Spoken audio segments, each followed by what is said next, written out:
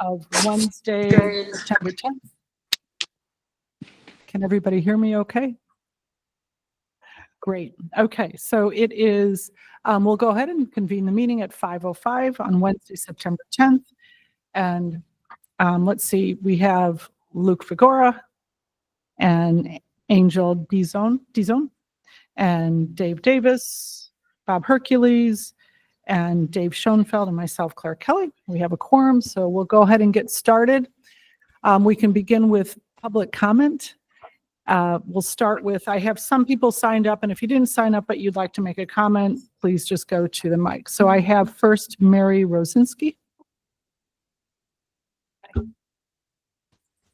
Hi, thank you. Thanks for holding this meeting. I'm looking forward also to building better relationships and keeping relationship with Northwestern. I do want to say that the T districts are so very important to the sensitivity of the neighborhoods to higher use. And it's something that I have fought for. I've been here 30 years and have always fought for. So thank you. Thank you. Next, I have Marge Anderson.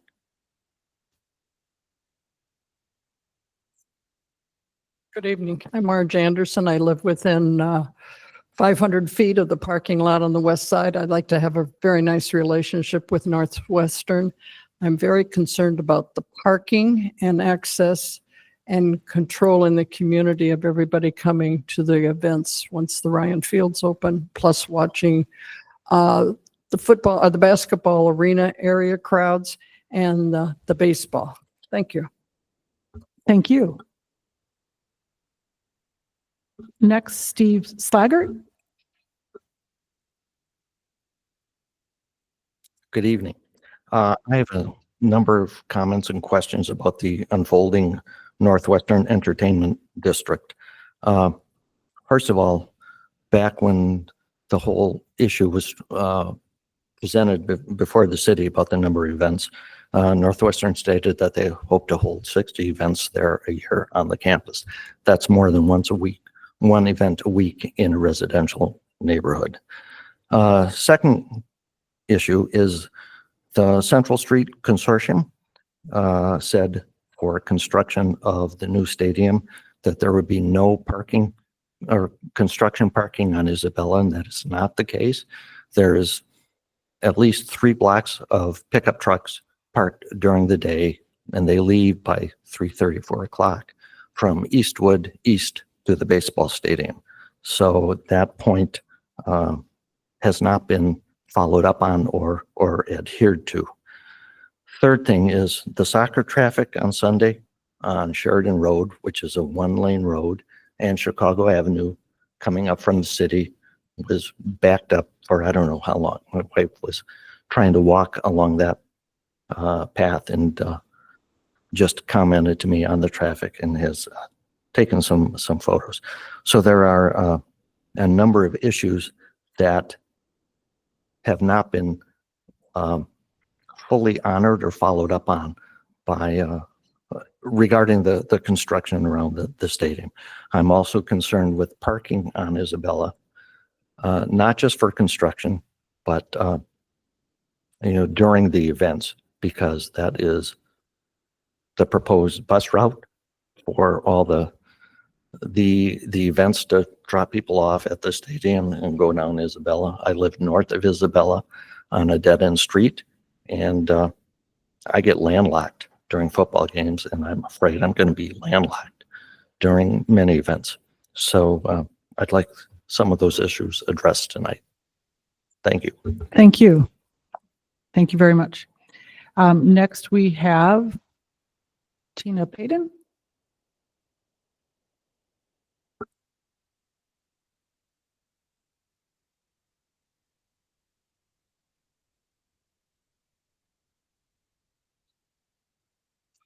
Good evening. As you know, it's time for the students back.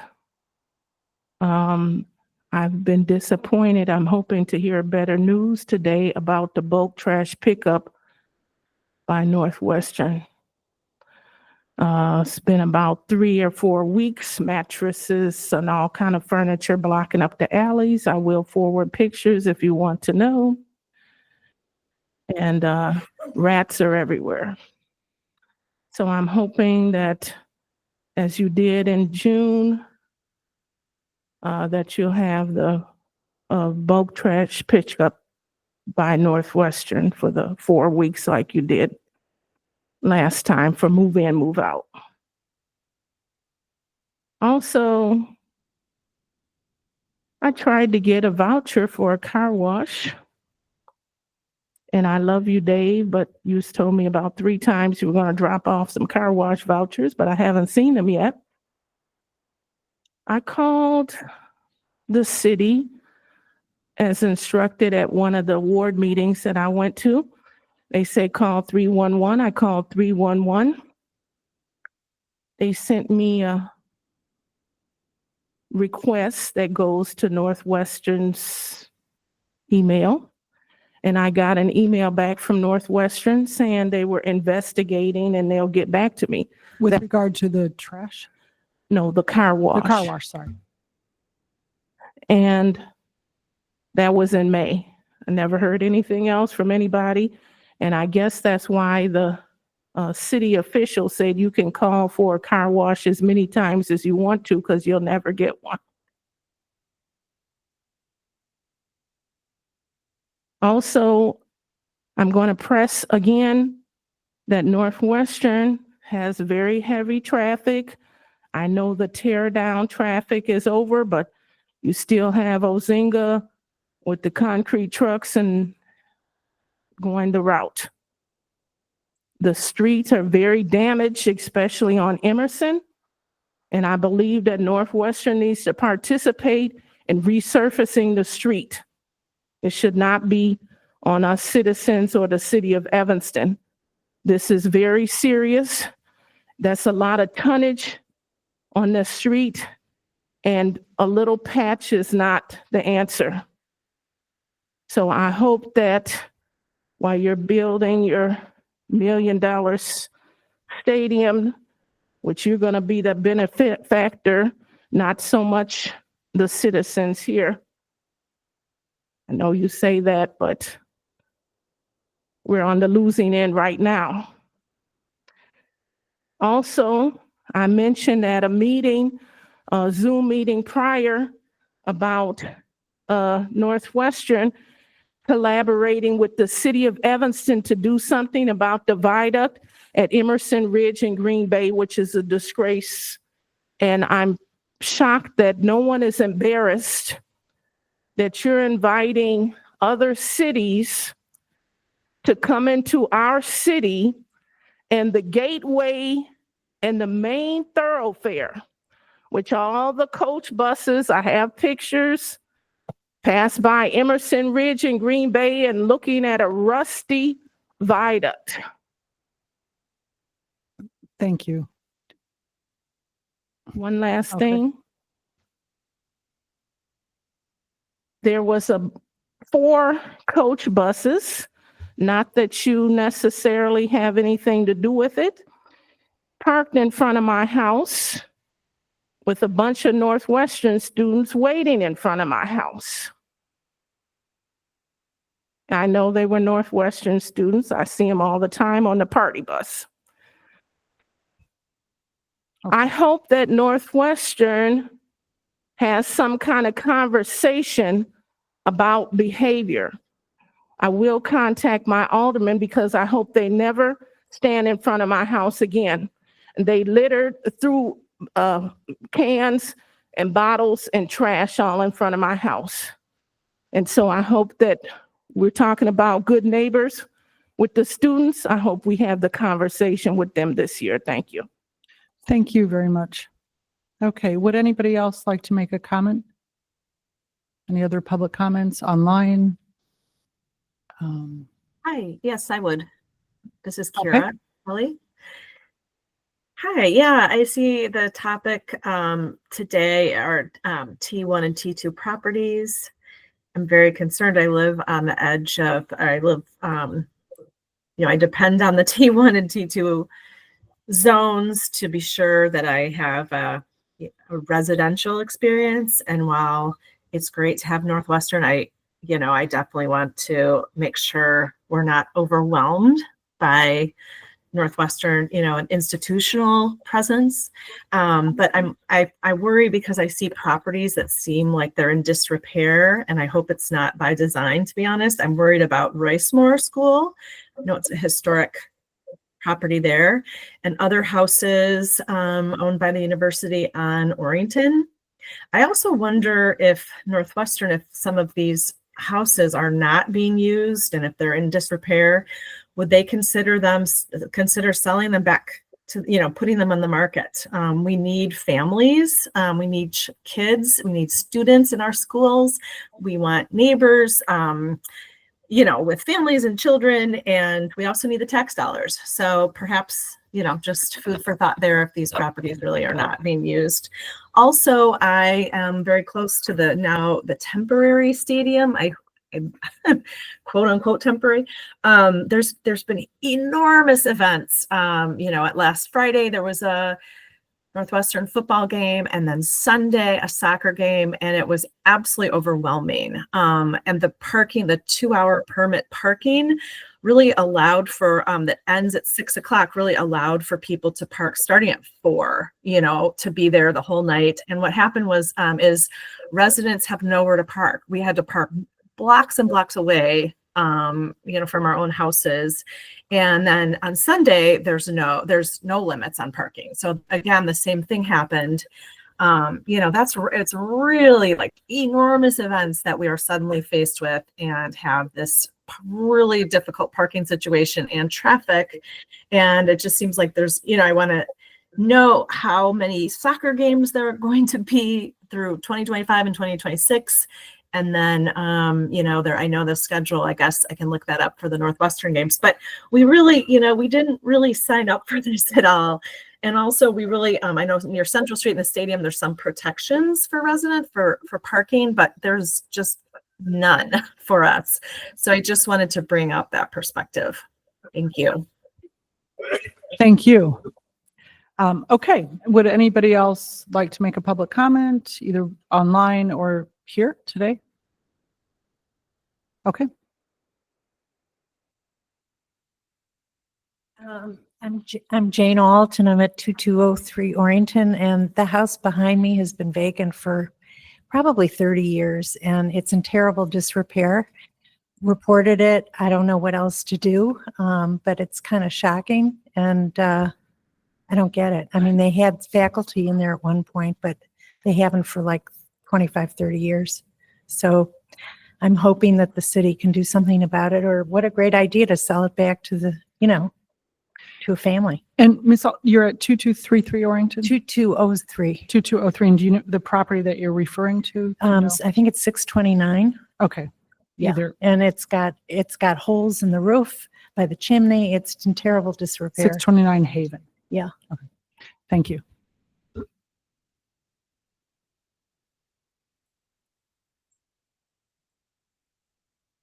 Would anybody else like to make a comment? Okay, please. Former member, committee member. Hi, and I know this topic. I'm Julie Johnson. I'm at 1934 Orrington. And I know that you're going to talk tonight about the skating party that was going on last night on Orrington on the basketball court right next to Foster Walker. And, one of the things that just was mentioned, and that just jogged my, Speak closer to the mic. it would just jog my memory that is a transitional zone right across the street from us.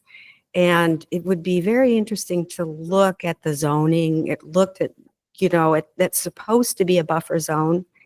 And, when you have a party like that going on, that's very heavily, very, very loud, it does bring up the question of what kind of use should be made of that basketball court. So it might be something to think about, is the zoning issue and a party like that. Thanks.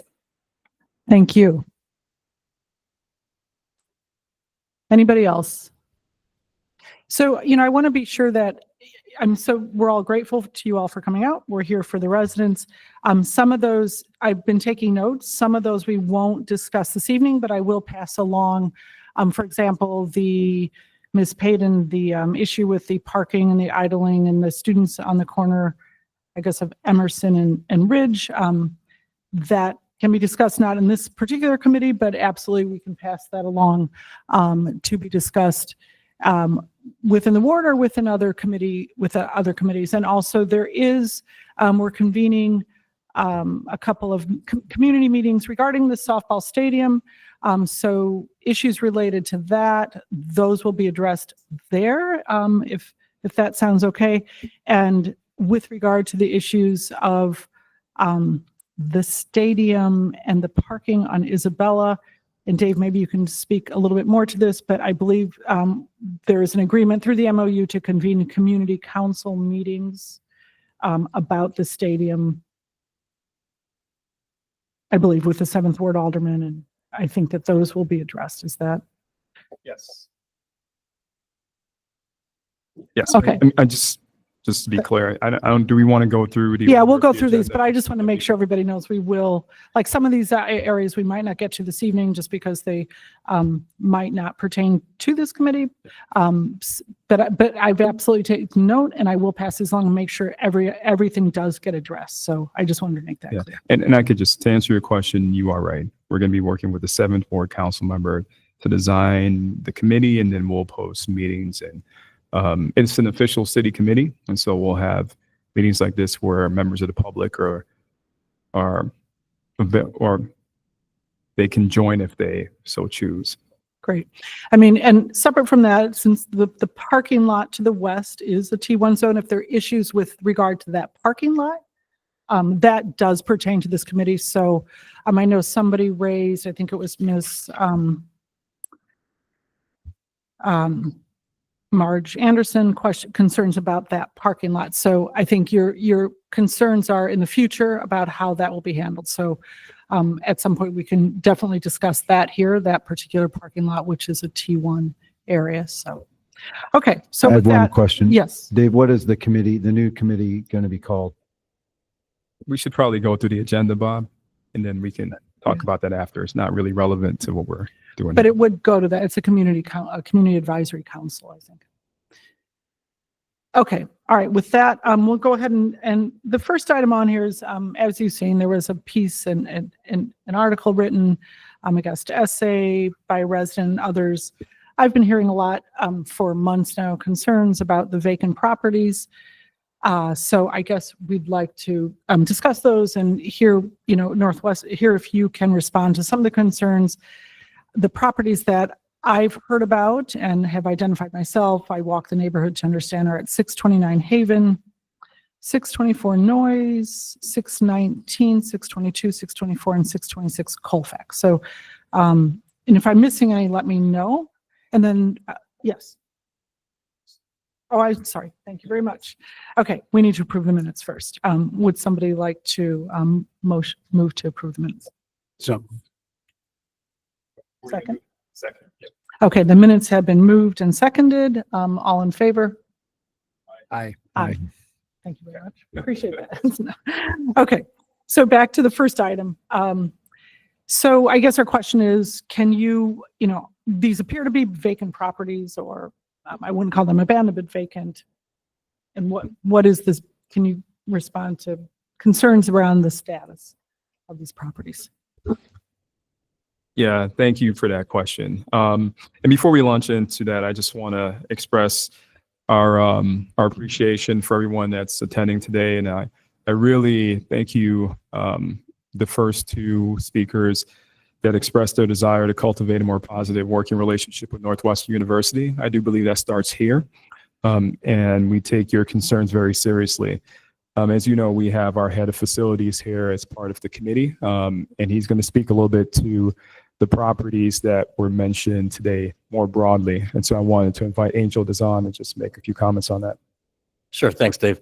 I didn't see all the details of the specific residences, but generally, yes, we have a couple handfuls of houses that are used for staff and faculty residences.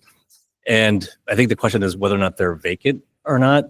What we do is we hold a portion of them for different levels of occupancy. So if we have a new faculty member, new staff member that need residences, either permanently or in transition, we hold those. And so whether or not you want to call them vacant or just unoccupied, that's how we host a lot of those things, because we need to make sure that we're able to manage the influx of different kinds of needs. Some of these addresses are new to me as I'm relatively new, but for some of the issues that have been raised to us, we're addressing those now. That's part of the things that I think we've received from y'all. But was there something specific that you are asking? I could do my best to answer that. Yeah, I had a question. Are those, the houses we're talking about, are they paying taxes or are they tax exempt? Yeah, they're tax exempt. Okay. Yeah, it's a university property, so they would be exempt. I think part of the inquiry, particularly when people see vacant houses, is what's your longer term intent? Do you have plans to continue to use them as you've described, or tear them down or do something different? Right now, as we plan, is just to use them as needed for staff or faculty residences. I think to some of the points that were raised here, it's a residential neighborhood. It's important that it stays that way. Our ability to be really good neighbors, it means there needs to be a buffer, right? There needs to be some space between the institution and some of these residences so that it starts to feel, I can't remember who was it that mentioned it, but it feels more residential. I think it was Kira on the phone that said that. And we completely agree. And so that's our goal, is make sure that it remains residential. So there's no plans to develop or anything along these lines. Okay. Sure. I think if you want to repeat that, I think folks will be very happy to hear that. So thank you. I don't know if they'll be happy or not, but again, I'm happy to repeat it. We completely appreciate the need for that T1, T2 area to be residential feeling. We completely understand that we're a part of a neighborhood. We've been here for a very, very long time. So it's important that you have that residential experience. The properties that Northwestern owns is for staff and faculty residences. Sometimes they're permanent residences, so as long as they work with us, they stay in those houses. And sometimes it's transitional while they find a home in the community. But we completely appreciate that there needs to be a buffer between the residences and the institution. And so maintaining that is important for us. So there are no plans now to develop or do anything like that. Can you comment on Roycemore, the old Roycemore space? How are you using it now? What do you see in the future? What are any plans for the future? Let's say we don't have any plans. Sorry, we don't have any plans to discuss on that. How's it being used at the moment? It's I believe, I don't know how it's zoned exactly, academic. No, I understand that, but Yeah. well, I understand the zoning. The question is Yeah. how are you using? We don't have any plans for it immediately today to discuss. That wasn't my question. The question is, how are you using it today? I think as Angel said, we have spaces across our campus that are occupied or unoccupied at any given time as we swing between academic and residential needs. And Roycemore is in one of those transition periods. So it's not being used now. It's kind of awaiting future I disposition. think we have various pieces going. I don't know all the details, what might be in more kind of wings of the building.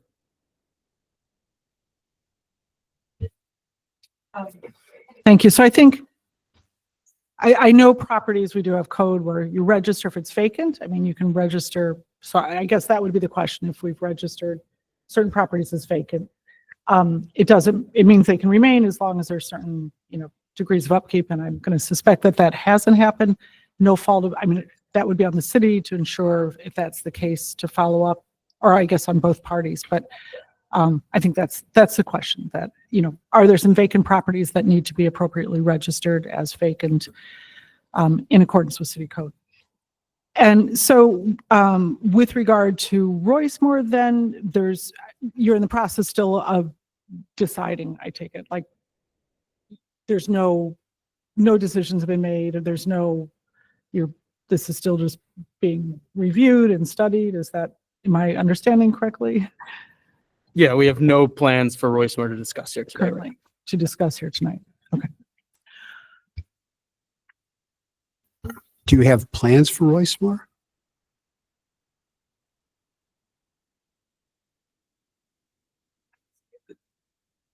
Yeah, I think Mr. Figueroa answered your question, David. I'm not sure what you're seeking. Well, If you're asking us to give you a specific detailed plan of what's happening in Roycemore, I'm professionally attuned to evasive answers, if you can forgive me. To say you have no plans to discuss here is not really responsive because the consent decree requires you to discuss plans for future use of the building. And so if you have plans, I think you need to discuss them here. But he said we don't. Well, that's not what I heard. I mean, if the answer is we have no plans to change the use, then, you know, that's, if I can hear that, that would be helpful. We have no plans to change the use of Roycemore. Okay, thank you.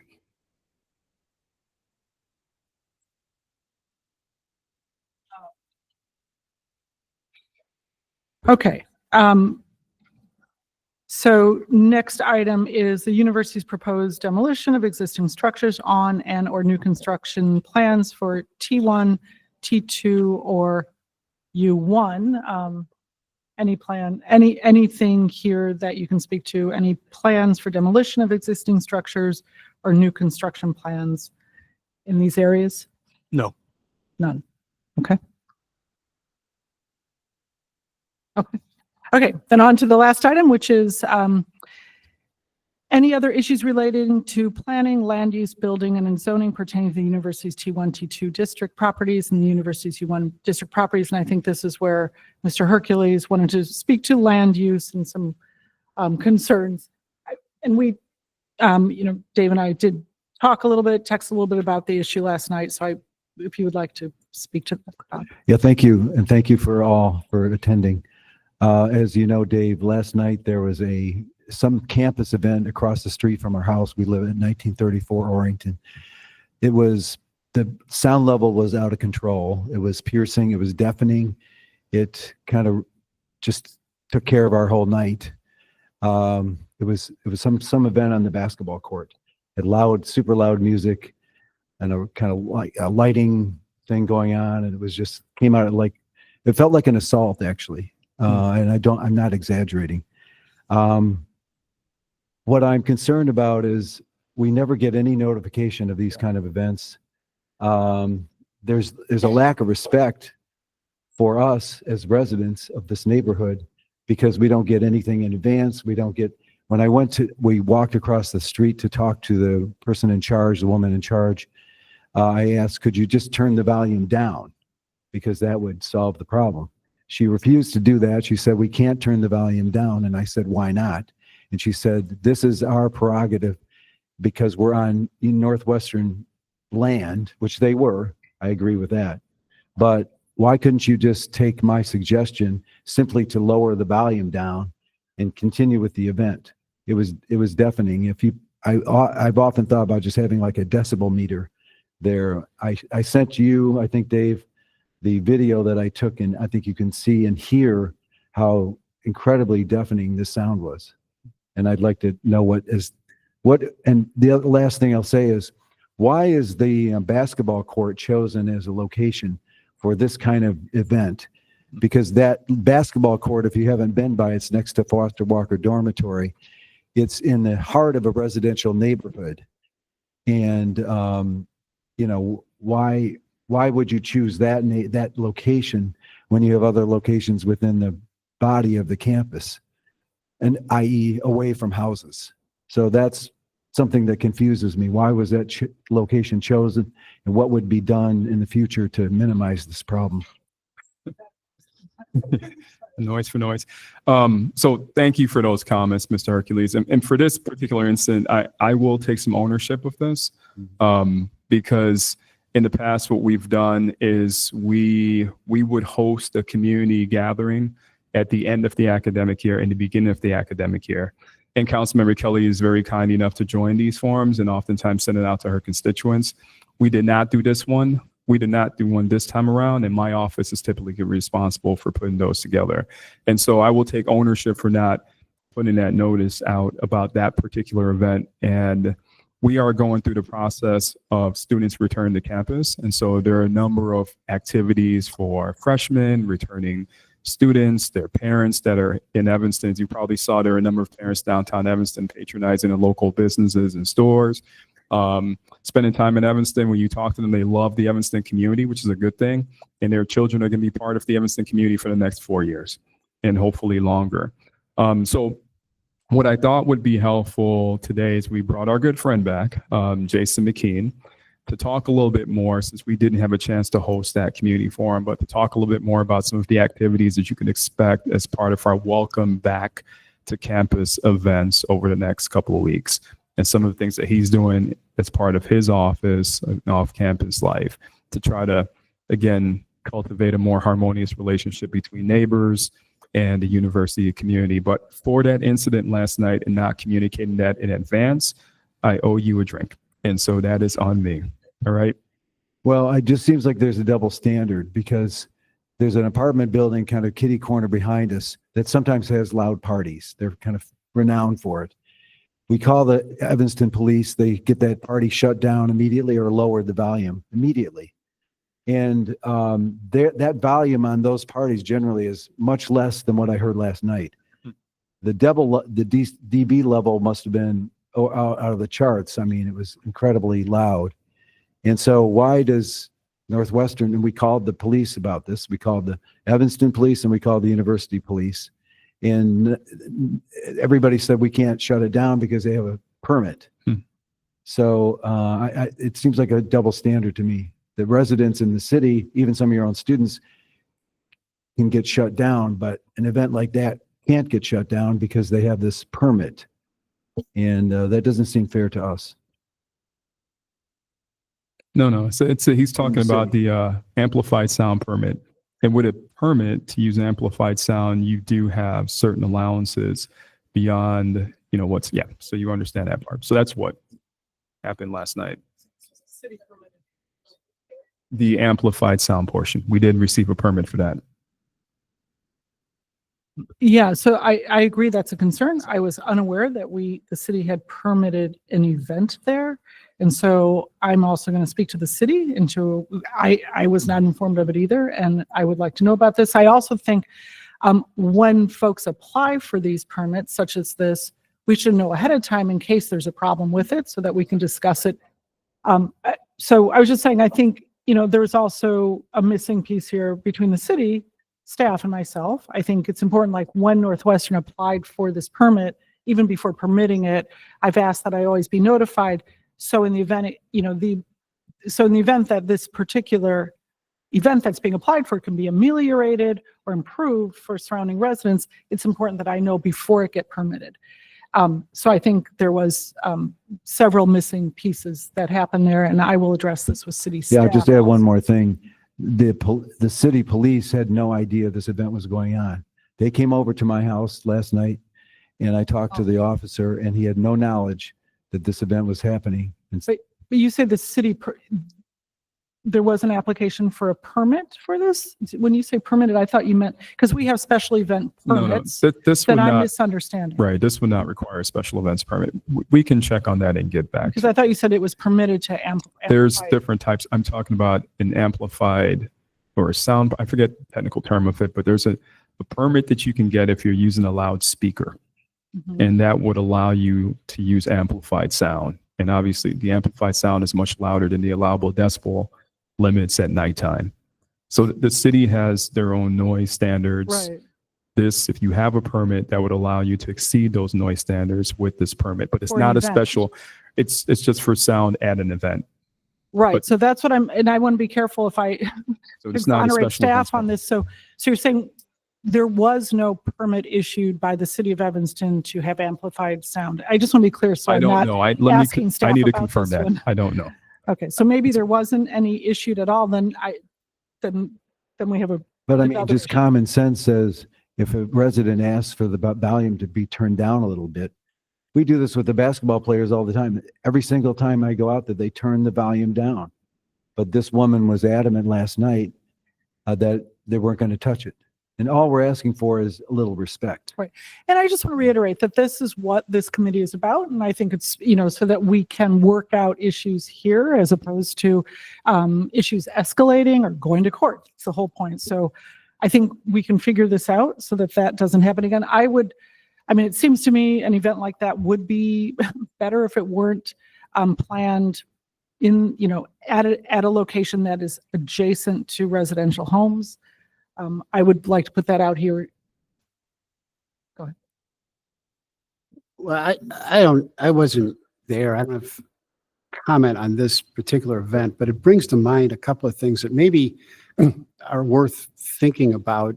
And maybe this is for Jason as much as anyone else, in terms of what it can be beneficial to communicate to students, and maybe whoever, I don't know if it was administration or whoever decided to have an amplified noise event in a residential area extending until like 10 o'clock at night. And I base this on 30 years of living next to a lot of students' homes, in a building right next to ours. They're often unaware. They're not unaware. It's not in their experience to think about the idea that there may be, kids trying to study, trying to, people trying to get their babies to sleep in these neighborhoods. And if you, and my almost entirely uniform experience talking to students about this over 30 years is, when you explain this to them, you point this out to them, they're always respectful of it. And I appreciate that. But it's not something that they come to the experience, that they come to the situation with experience enables them to anticipate this. So, if you think about it from the standpoint of two residential neighbors, it would never cross my mind, whether I had a permit or not, to have an amplified noise event on a weeknight running up to 10 o'clock at night. Neighbors wouldn't do that with one another.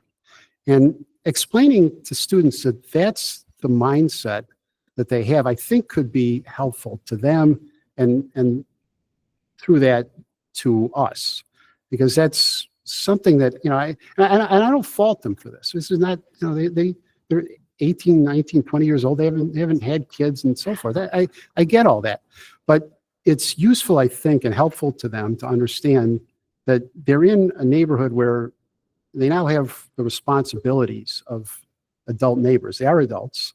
They have the responsibility of adult neighbors, having chosen to live in a residential neighborhood.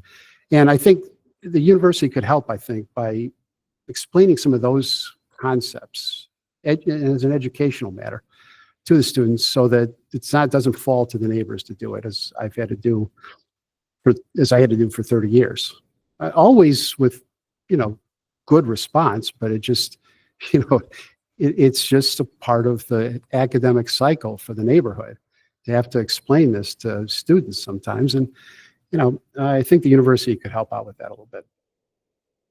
I mean, I think there's and Jason, we're taking up a lot of your time. I know you just want to provide an overview, but I feel like there's a really important piece of context that's missing here. And one is, this happens one time per year, that event that we're referring to. And so this is not something that's, continuous. It happens monthly. This happens once when they return to campus. And again, as I said before, I'll take ownership of not communicating beforehand that this event was taking place, but this is a one-time, one-off event. And also, I do worry a little bit about how we refer to students and the language that we use, because I think we talk about them in a way as if they're separate from the neighboring community, right? Our students, when they're here, they're also Evanstonians.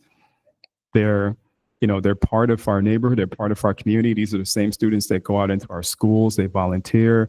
They're very active, and they actually fall in love with Evanston, right? And I think some of the language that they hear how certain individuals refer to students, they just feels a little bit problematic. And so I would just be careful about it. I know that's not your intent, David, but I would just say, the language is a little bit paternalistic at times, right? And kind of finger waving.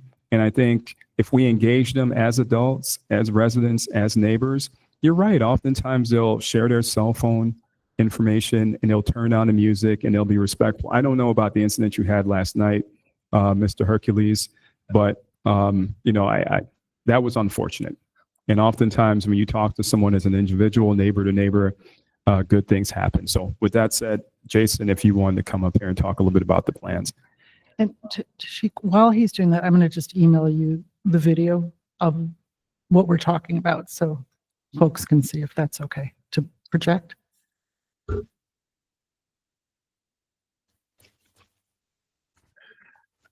Good evening. So I am Jason. I'm Jason McKean. I am the assistant dean. Can you move to the mic closer? Yeah, I'm sorry. Can you hear me better now? So I'm an assistant dean and director of strategy and operations at the Dean of Students office at Northwestern University.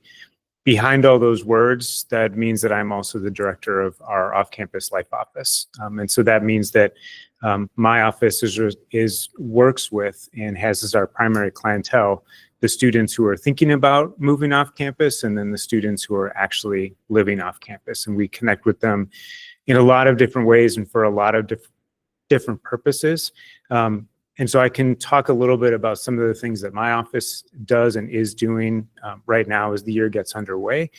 I don't have as much information about the entirety of the student affairs program to kind of bring students into our community in the next couple of days called Wildcat Welcome.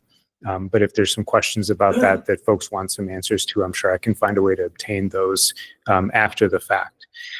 So I've got a couple things that I can talk about just as kind of prepared items. And then I have a couple of things that might be responsive to what we've been discussing today up until this moment. So just in terms of an overview, we are in the move-in period right now.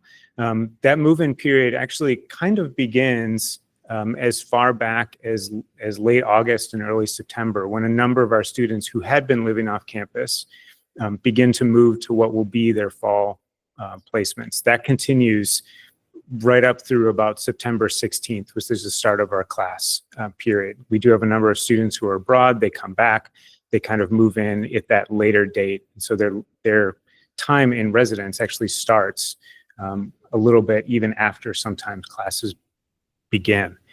Classes do begin, as I mentioned, September 16th. Res Hall move-in happened yesterday. That was the main move-in day, and that's why you are seeing some of the events as we've been talking about happening on and about campus, because all of our new students are here for Wildcat Welcome.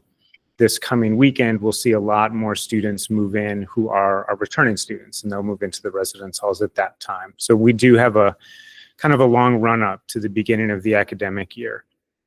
In terms of some things that my office is doing, one of the kind of key roles that my office has is helping to acclimate students to our off-campus community and giving them whatever information they may need to do well while they're there. So as an example, our very first newsletter should be going out to our students on Friday. That will contain different information about parking. We'll include some bulk trash information. Tina, relevant to your question, we do have some bulk trash pickups that we are planning on happening that'll occur during September. We'll have multiple dates.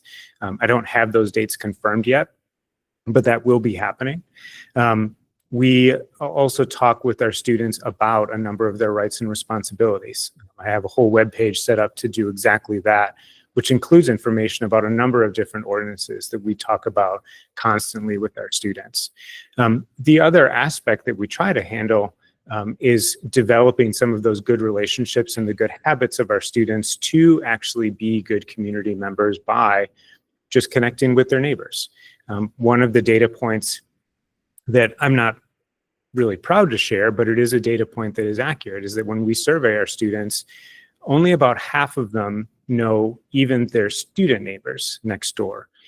And only about 20% of them, though, they're non-student neighbors. And we ask this question every 2 years in the kind of late winter period.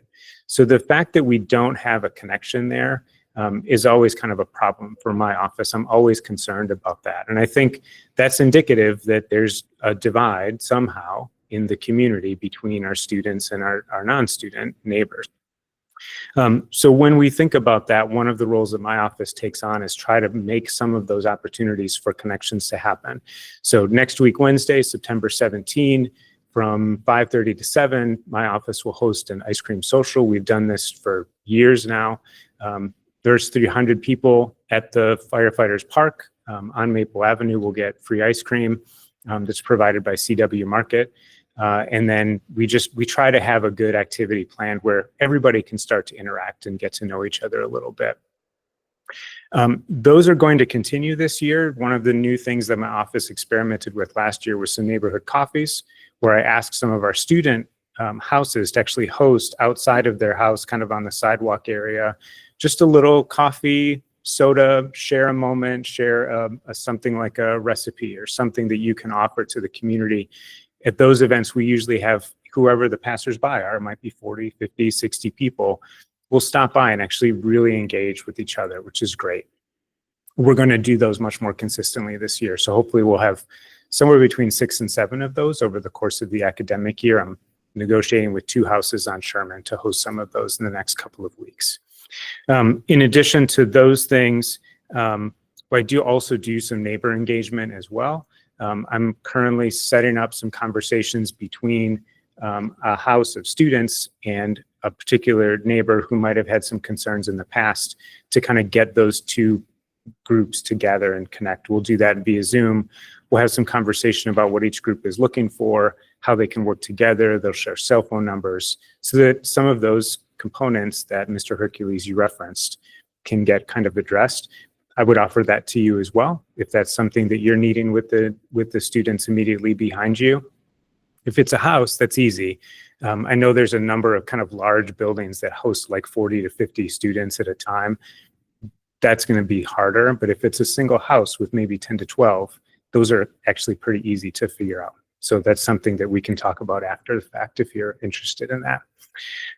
The other thing that I'll mention just as one item to kind of frame out some things that I know happen in the community that, again, Tina, you mentioned this in your comment. There are some students who will try to gather their friends and they'll get a bus and then they'll go somewhere else. Those buses sometimes end up idling on our streets, which is against the ordinance, but is also just really disturbing, even if it wasn't against the ordinance.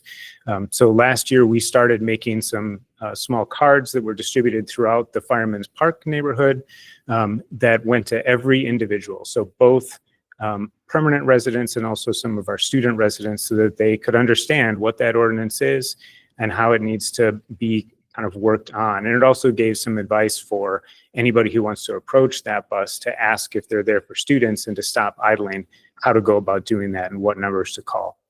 It's not always our students, but I think probably 99 times out of 100 it is. And we would prefer that they not do that. We talk to all of our student organizations about, if you're going to get buses and you're going to do something with your organization, please have the buses come to campus, because that's the place where they should load, not out in the in the neighborhood. But I also know that there are some students who just arrange this for their friends and then they have a bus, and we just need to kind of keep working with them on that component. So that's the purpose of those cards.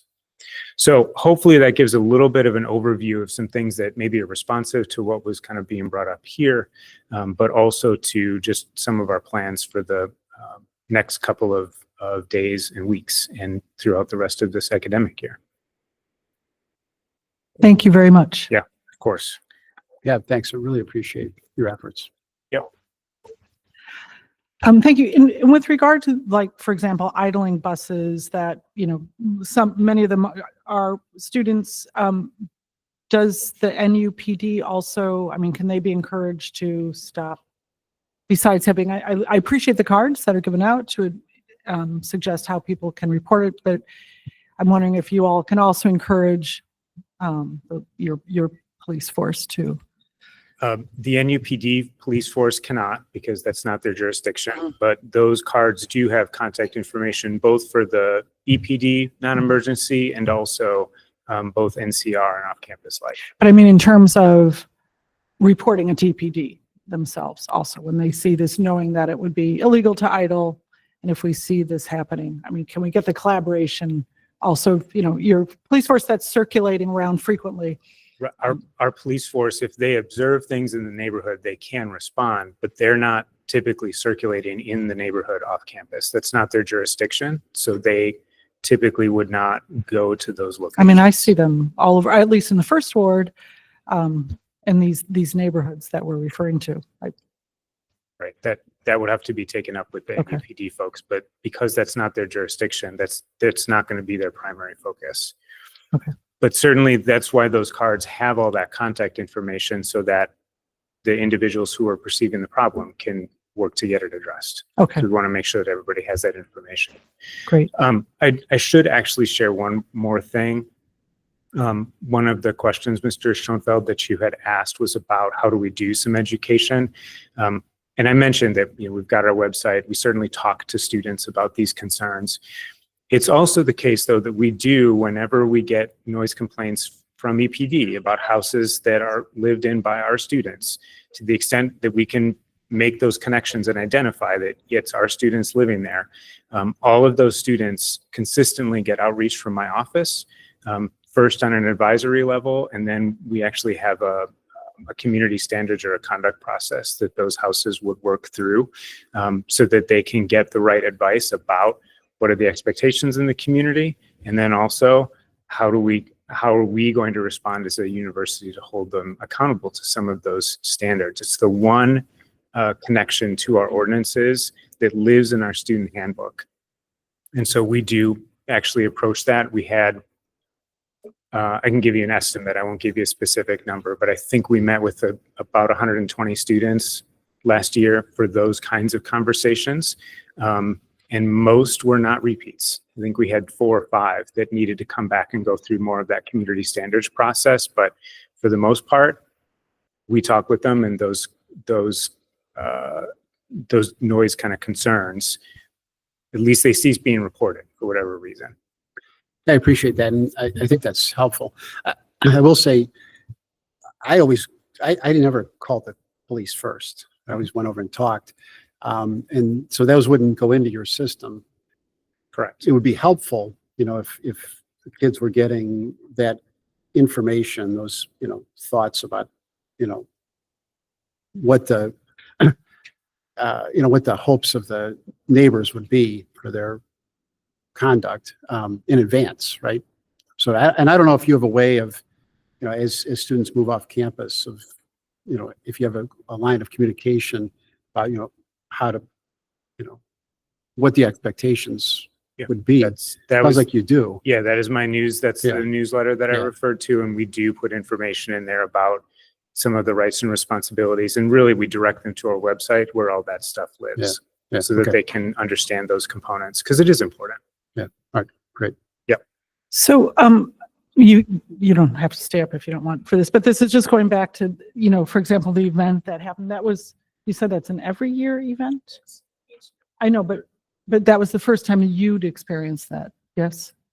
I believe it happened the year before. before.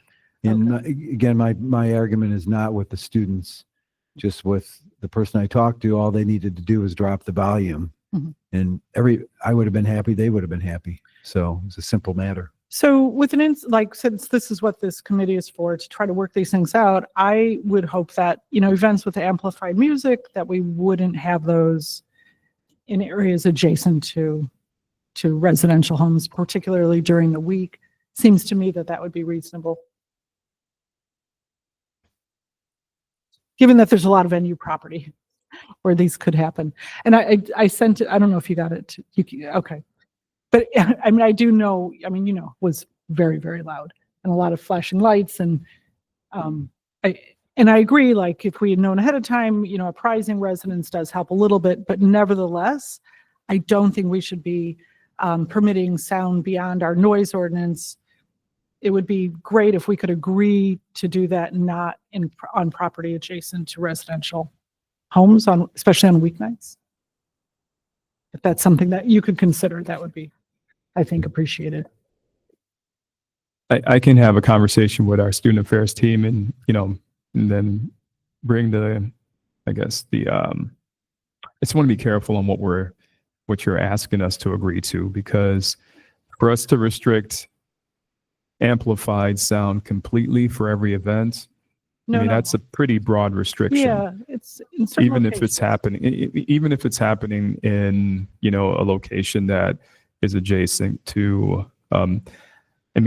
what would be the difference of between our students making that request and just a non-student neighbor that might have a party for a night. Right, well, I think And he did. we just want to address- make sure that our students can enjoy the same privileges that every other Evanston resident. So the city can deny that request, but the city absolutely, but I don't think we want to limit our students' ability to, again, enjoy all of the privileges that Evanston residents do, because they are residents of Evanston. Although some may disagree with that, when our students are here, they are residents of Evanston for the time that they're here in Evanston. Thank you.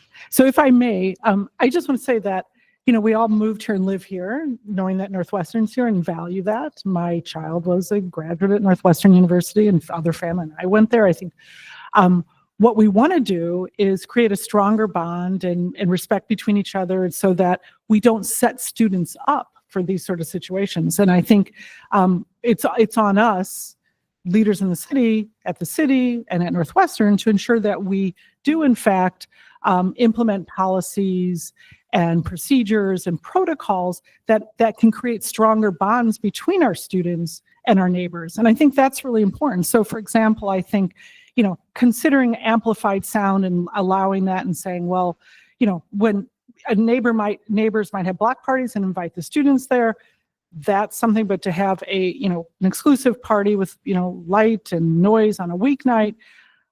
And again, this is supposed to be a collaborative discussion. So I appreciate that you'll look into that. But again, I think what we're looking at is really trying to create stronger bonds. And that's, as myself we have a lot of student housing mini dorms.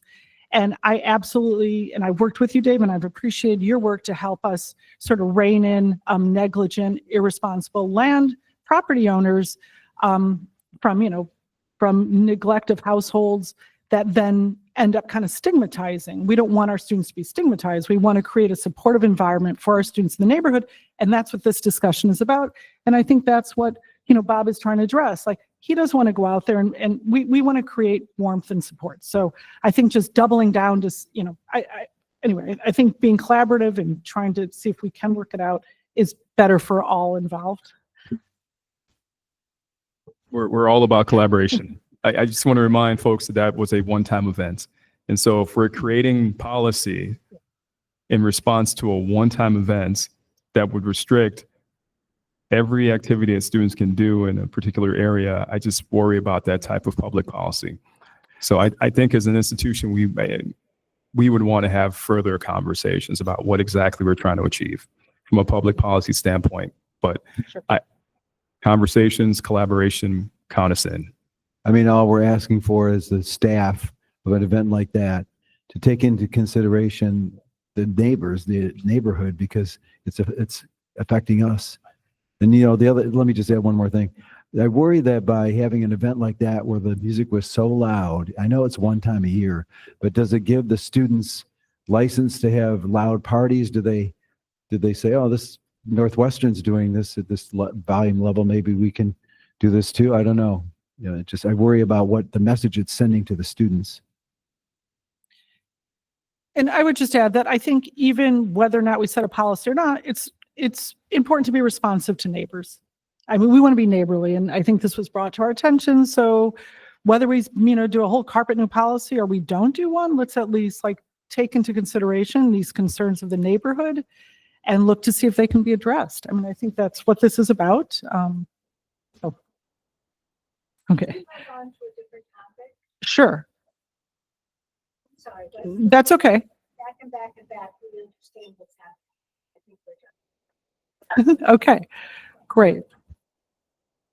Okay, so I just want to be clear that in the bulk trash pickup, Jason, you mentioned that the move-ins start sometime in August. So is there any reason, does it normally start earlier, the bulk trash?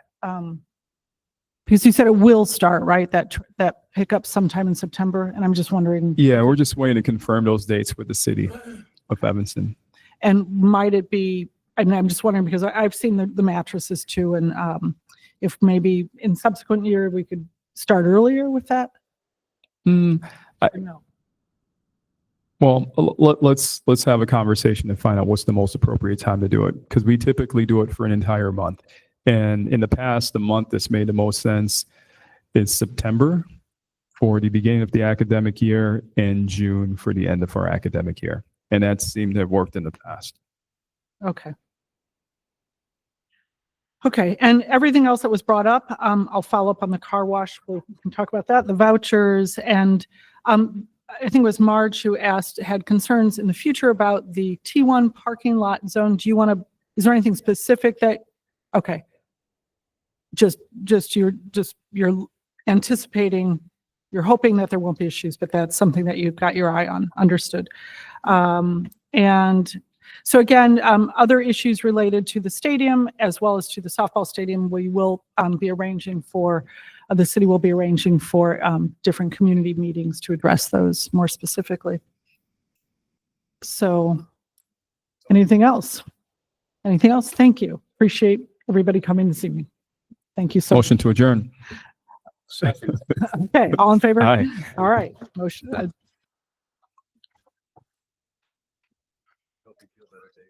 Thanks. So we could go.